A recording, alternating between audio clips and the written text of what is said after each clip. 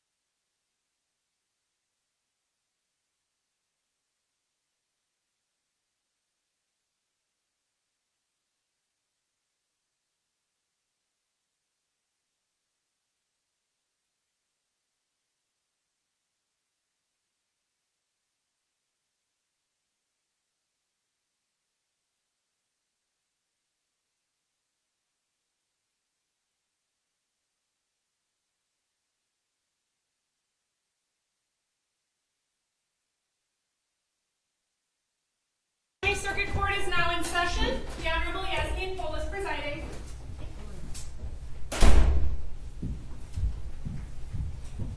All right, good afternoon, everyone. You may be seated.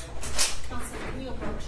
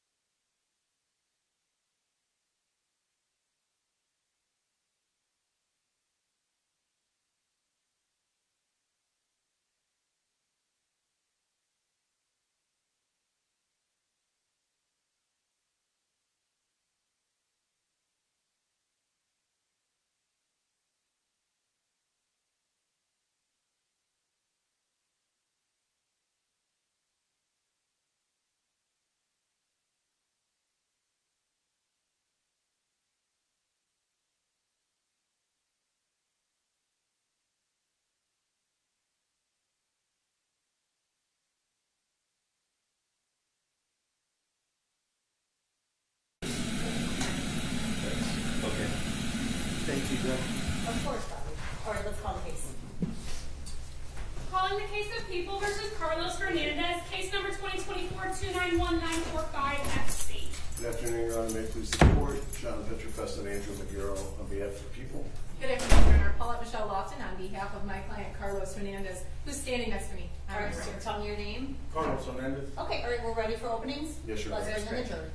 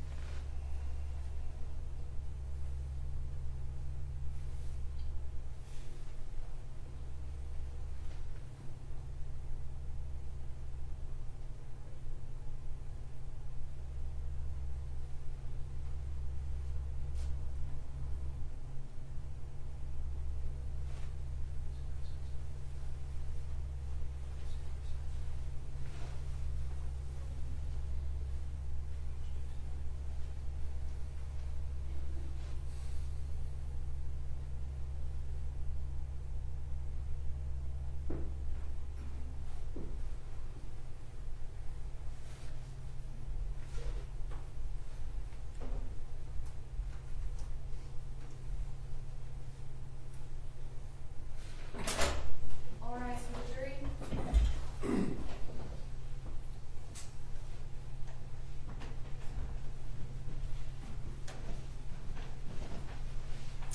I think you're seated back. Oh, yeah. That's good.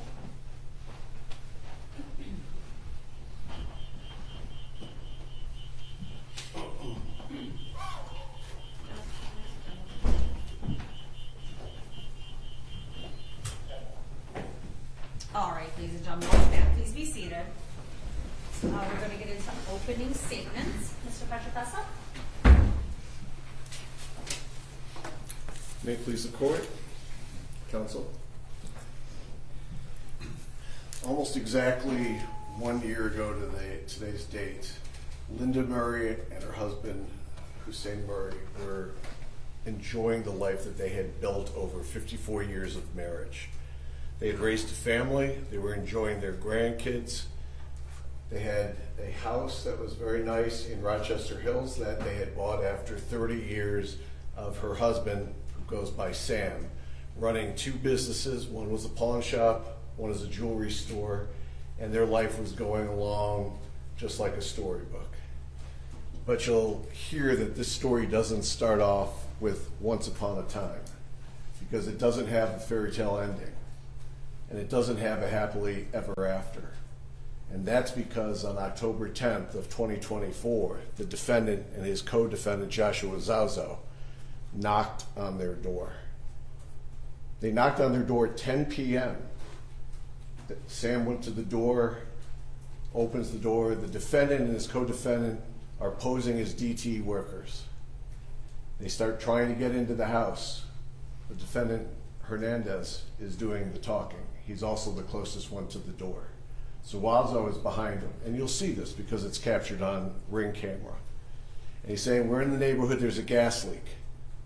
And Linda is at the top of the stairs because she was in the bedroom, and she's looking down, and she says she can see them at the door frame. And she can also see them because the Ring camera bounces to her phone, so she can also see what's going on through the Ring camera. And she yells down to her husband, it's kind of late for a gas meter check. And they start still trying to get in with Hernandez, trying to get in. They have to check to see if you have a gas leak inside.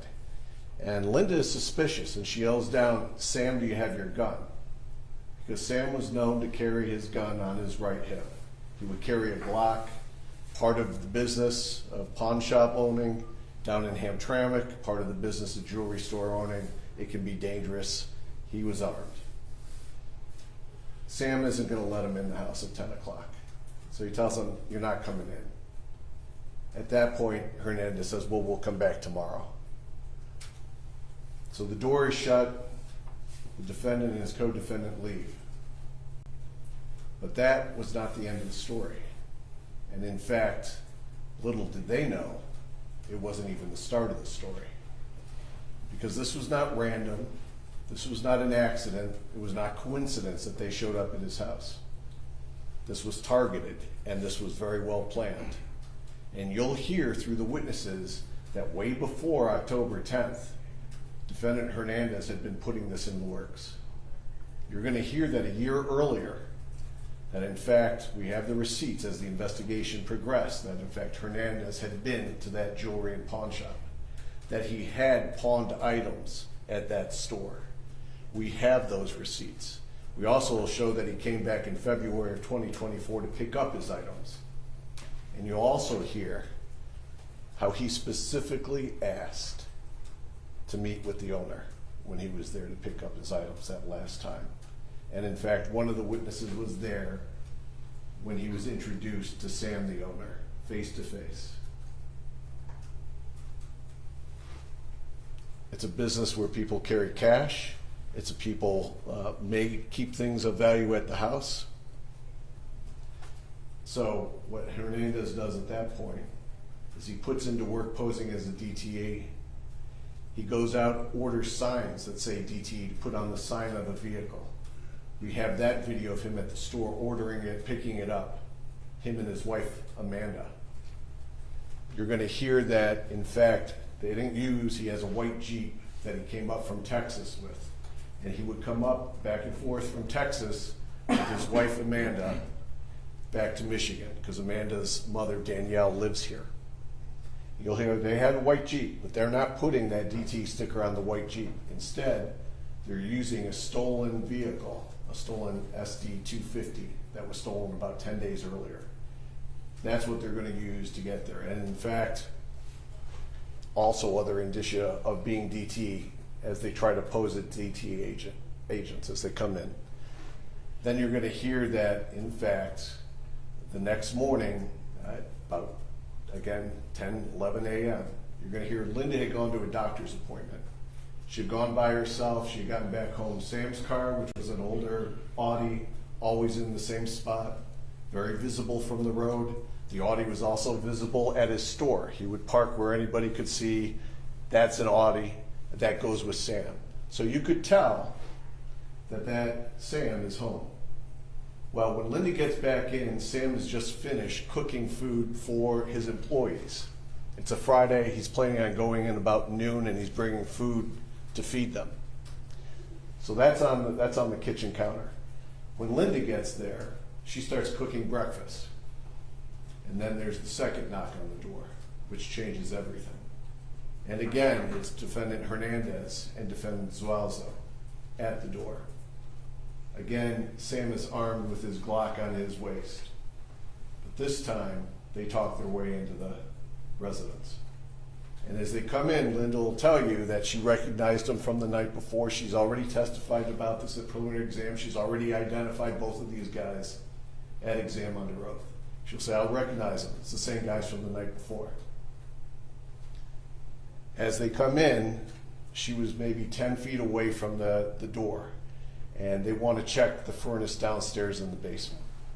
And this time, they're starting to go downstairs. She'll say that there's a weird segment where Defendant Hernandez says he has to go back to the truck. So there's about 67 seconds when he's out of view, but she doesn't think he actually went out of the house again because the alarm when you go in and out didn't click. So she doesn't think he actually ever left a second time. And then Zualzo is kind of lingering off to the side.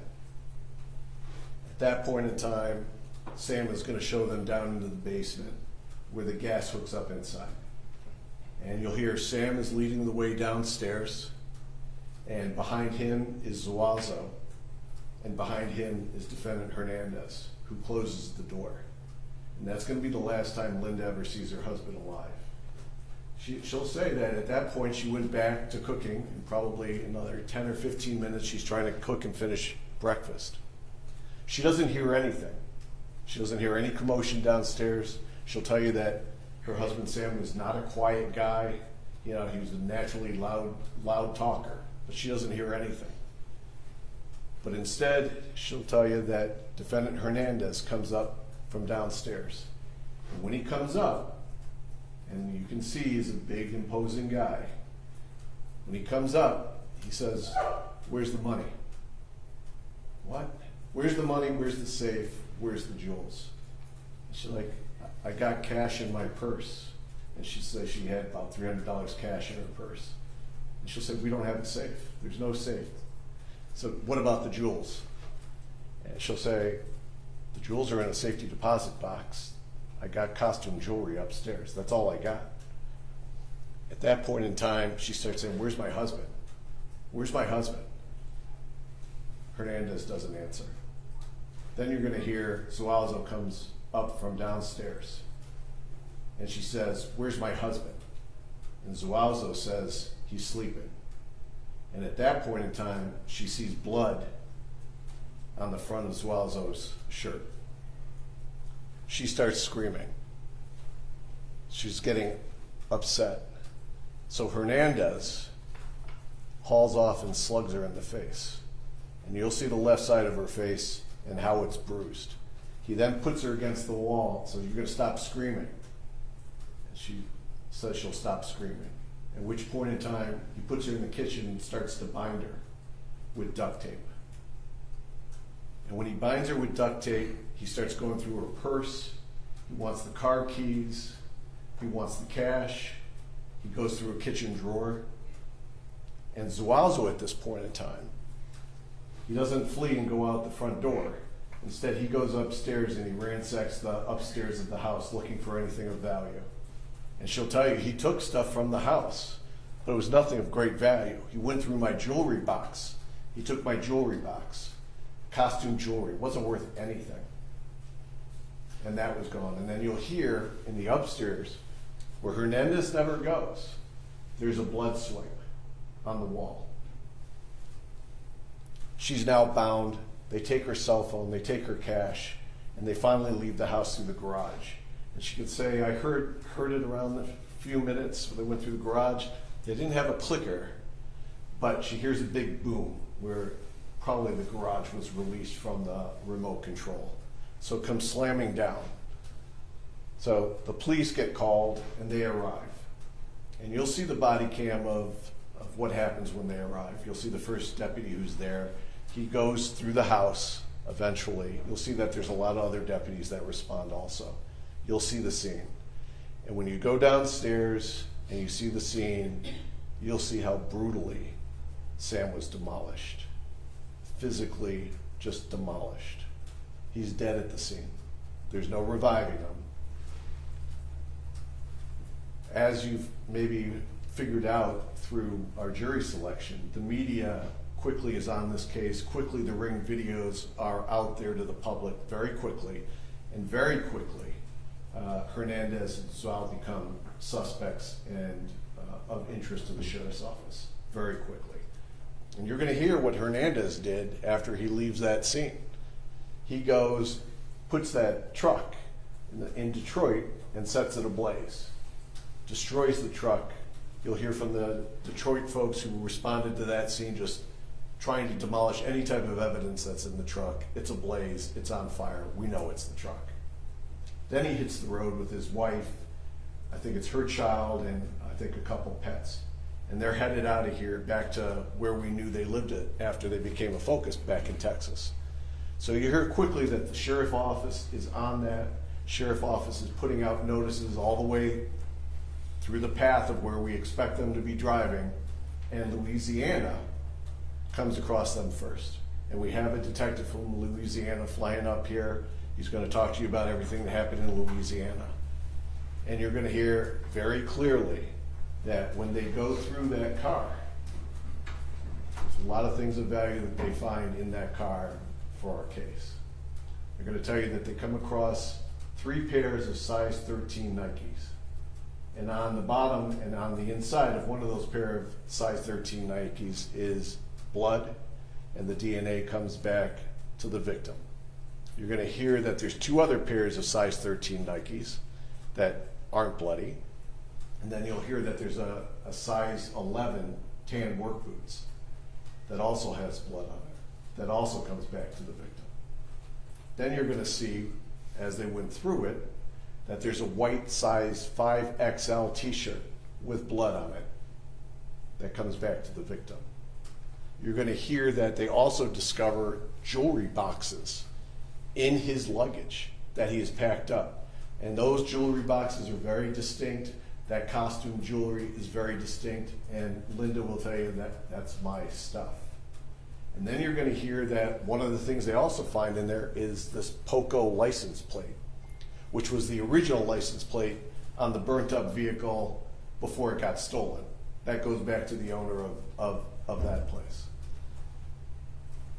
So you'll hear there's a conversation that takes place between the investigators and defendant Hernandez down in Louisiana. You'll play that for you.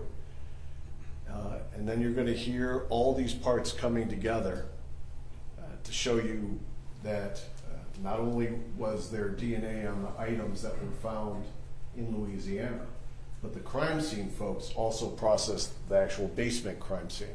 And you're going to hear that both defendants' DNA are found inside that basement, inside that crime scene, on pieces of duct tape that were used. And I think it's not going to be easy to watch. There's no 2 ways to say it. The pictures are not easy. The story is not easy. But I believe at the end of this case, after you've heard the testimony, after you've seen the evidence that we produce, and after Judge Polis reads to you the law that applies in this case, I believe you'll find the defendant guilty as charged on all the counts. Thank you. Thank you, Mr. Law firm.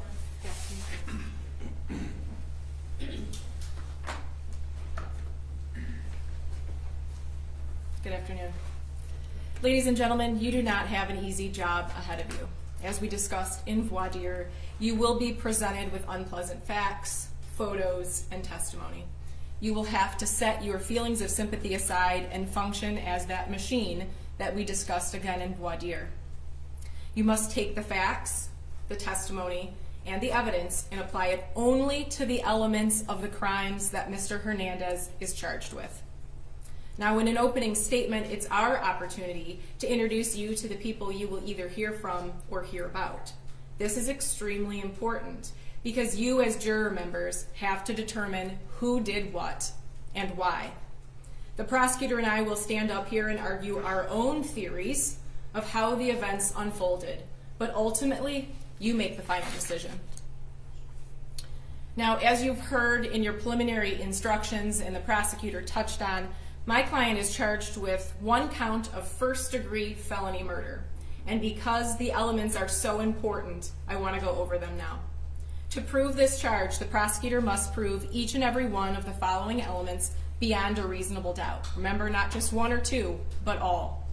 First, that Mr. Hernandez caused the death of Hussein Murray, that he died as a result of neck compression and blunt force trauma.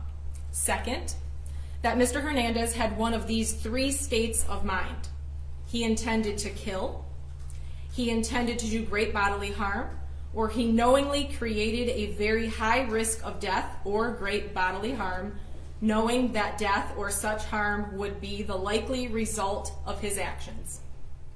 Third, that when he did the act that caused the death of Mr. Murray, that Mr. Hernandez was committing or attempting to commit or helping someone else commit the crime of larceny. Larceny is the taking of property with intent to permanently deprive the owner of that property. Fourth, that the killing was not justified, excused, or done under circumstances that reduce it to a lesser crime. I do not believe that the prosecutor will be able to prove to you that my client had any of the required states of mind for this charge. As you've also been told, my client is charged in count 2 and count 3, so 2 counts of the same charge, unlawful imprisonment. There is 1 charge as to Mr. Murray and 1 charge as to Mrs. Murray. The elements are the same. First, that Mr. Hernandez knowingly restrained in count 2 Mr. Murray and in count 3 Mrs. Murray. Restrain means to restrict someone's movements without their consent or lawful authority. Second, that the restrained person was secretly confined or the person was restrained to facilitate the commission of another felony or to facilitate flight after the commission of another felony. I know this is a lot of information, but I promise you, by the time you go back into that jury room, you will know these elements and you're going to be given a paper copy of them. Now, through witnesses, you're going to hear that on October 10th in the city of Rochester Hills, 2 men appeared at the Murray's door in the evening claiming to be DTE employees looking for a gas leak. You'll hear that they were not allowed in because it was late. You will hear that the following morning, those same individuals came back and at that time were allowed in the house by Mr. Murray. Approximately 20 minutes after they were let in, the individuals left. You will come to know that Mr. Murray was found deceased in the basement and Mrs. Murray was wrapped with duct tape and she was able to call 911 a few minutes later. Now, from the testimony, the videos, and the photograph, it will be clear to you that Mr. Hernandez was one of the individuals inside that residence on October 10th and October 11th. I will not insult your intelligence and try to convince you otherwise. But what I will convince you of is that the unfortunate death of Mr. Murray was never part of the plan, never even part of the discussion between Mr. Hernandez and the other individual. It will be clear to you that Mr. Hernandez did not take part in the beating of Mr. Murray. I do not believe that the prosecutor will be able to prove that Mr. Hernandez had any of the 3 required states of mind that must be present for felony murder. At the close of this case, it will be clear that there is only one verdict that is consistent with the law and consistent with the evidence that was presented. It'll be clear to you that the prosecutor is not able to prove by any standard, much less beyond a reasonable doubt, that my client, Mr. Hernandez, committed the offense of first-degree felony murder, and at that time, I will stand before you again and ask you to return a verdict of not guilty on count 1. Thank you. All right, thank you, Ms. Lawson.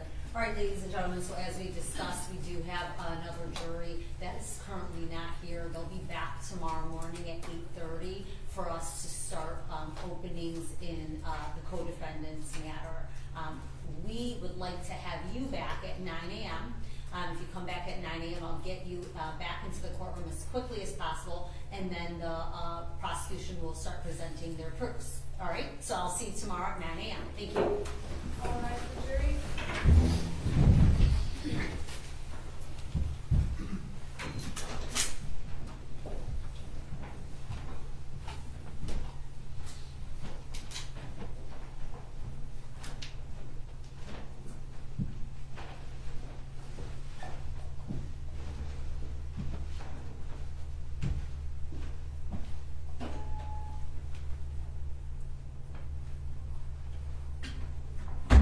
anything else for the record at this time? No, Your Honor. Your Honor, I know I did discuss with your staff the placement of the tables and the placement of Mr. McCarthy. It would be my preference for safety for all that the co-defendant be seated farthest away from my client. I don't anticipate there's going to be any issue, but I definitely don't want there to be any issue. Okay, so logistically, where would Mr. McCarthy sit then?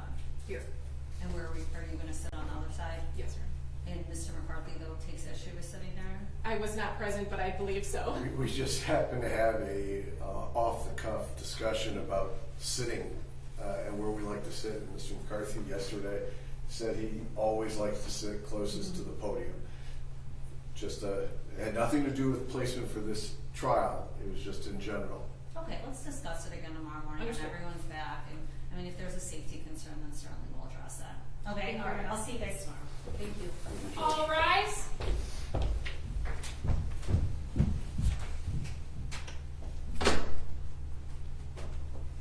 You may be seated.